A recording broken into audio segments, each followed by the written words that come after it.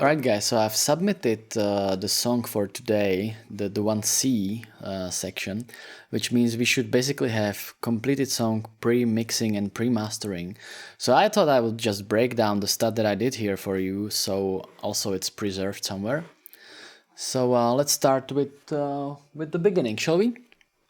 So we got our chords in the beginning, and you can see I cut one part here to make a little more space for these chimes that I sort of take as a pre-riser. And as you can see, I'm automating a filter down, but the notes are going up. So it's a very similar thing Andrew did in the first video. Let me just solo it out for you.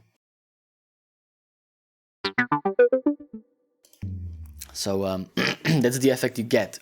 And again, we are already continuing with the same instrument and going all the way from down to almost up.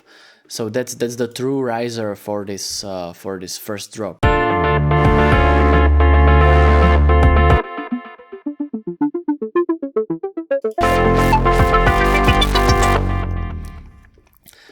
So what I have here is a bass, and the bass just got these few notes, but there's this MIDI control channel mod wheel, and at this particular instrument the mod wheel opens and closes the filter. So again, if I solo the bass, you can hear the effect distinctly.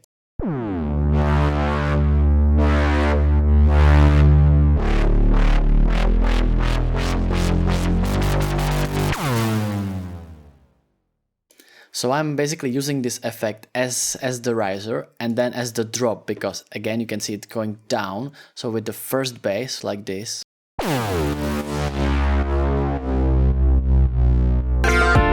and then it goes back to its space, you know, just with the lower frequencies. And for this I'm also automating this EQ. So you can see I'm using EQ here with the high shelf, and that's going to drop down the higher frequencies, so it makes space for some of the other instruments that occupy that higher acoustic space. Let's see it in it. So it just drops down, and you can see it like that. Okay, so we go with our first drop here, and that really starts all the shenanigans. So this is our chord instrument, right? The electric piano. So I basically cut the delay, the rhythmic delay that's in there in half, and that's because I don't want to make it too much muddy, the acoustic space again. So it's just a little bit of the delay, just a tasteful amount. Let's just hear it solo.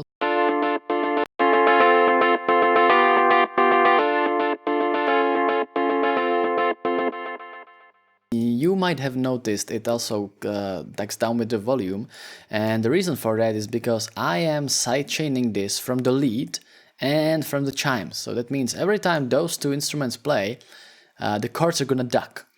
But I'm not doing the traditional sidechain. As you can see, I'm using TDR Nova, which is a dynamic EQ, and the difference between a regular compressor with sidechain and TDR Nova with sidechain is that you are not ducking the whole song. You're just ducking this band. So you can have 4 bands, and so if I enable this SC, that shows this controls what the display shows, right? So as you can see, when I'm gonna play here, there is nothing. There was just a few of those, because that was the chimes that I also sent to the sidechain. But then when the solo drops, and you can see it's making this move. And what it does is every time the solo plays, the chords just duck. So they basically make space, because as you could see, the solo is occupying circa this acoustic space, while the chords, they are just there. Let's see where they are. And so I'm cutting this part of that. Of course, the gain is not going all the way to like minus infinite. It's just, you know, ducking it a little. In fact, we can select this GR delta, and it will play to us exactly the difference that it's cutting. I'm going to solo the electric piano so you can hear what it's cutting. Right. So basically just the mids, you know. Okay, so we got our first drop. I'm heavily automating the filter cutoff here, so to make it feel more organic. Saturation is just static for now, and the same goes with the resonance of the filter. So we get through our first A section.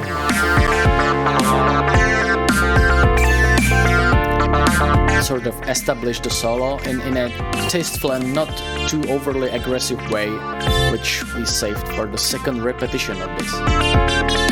So now we go to a second repetition inside this first section still, and you can see I have made the chords a little bit lighter. I have removed several of the notes, and to compensate for that, because it made it feel a lot hollow, I basically turned the delay all the way down, just cut it, and I also turned down the sidechain.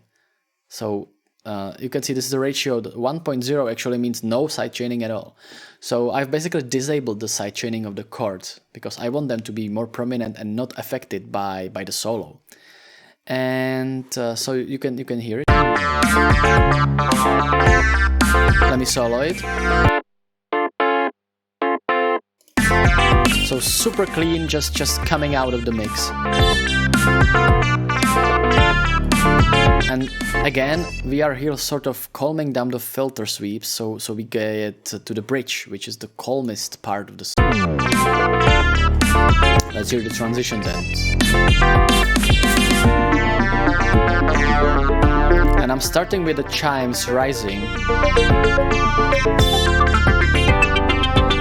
And again down, and rising even more.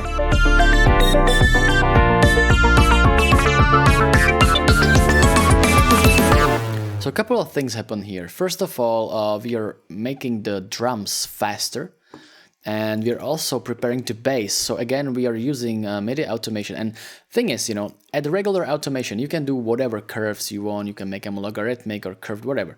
But MIDI doesn't usually allow this. I've just today discovered that Reaper actually can make curves like this on MIDI CC automations. That is a kick-ass feature. Kudos to the developers.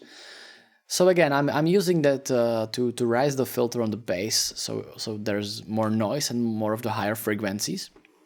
And as you can see again, when I was demonstrating how I enable the high cut, I tone it down a little. I make some of the highs come back, not all the way, just slightly, you know, to differentiate it from this section. So during the whole bridge, the bass actually can play a little higher. So let's hear the transition again.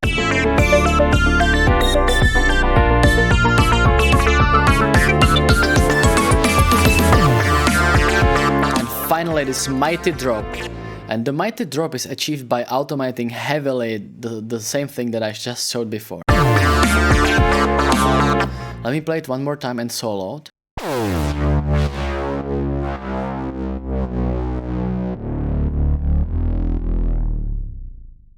You can hear two distinct things. The first is the automation of that filter, but what you also hear is a pumping, and that's throughout the whole song, and that's because I am automating the bass with the drums, like I said. I'm sidechaining it, sidechain compressing it. So there's no sidechain automation here, and then it's just I just set it to a static level and leave it there throughout the whole song. So first drop here, and then there's a little chime just to take your attention a little. So let's just hear it.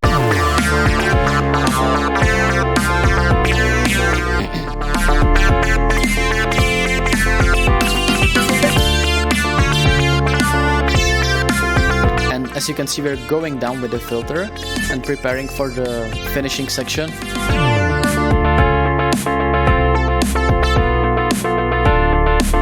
Starting the riser chimes again.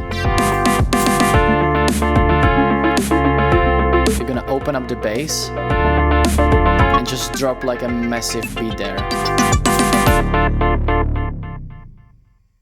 And again, you can see at the last second I automate the delay on the chords just all the way up, so that we can hear and enjoy those last chords just echoing through eternity. You can see I just got 4 of the chords, but they're gonna sound much more time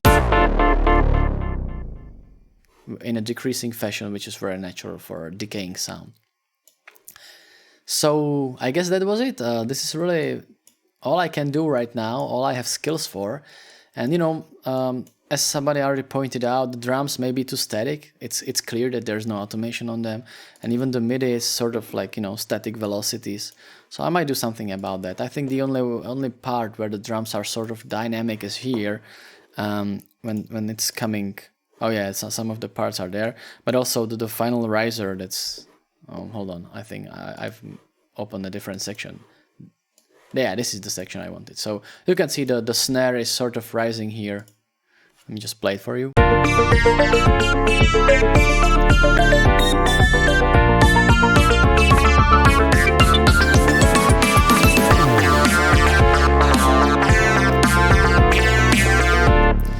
So that's my sound design basically for this project. You know, feel free to leave any comments, and I'm glad if this was helpful to anyone struggling with their own sound design.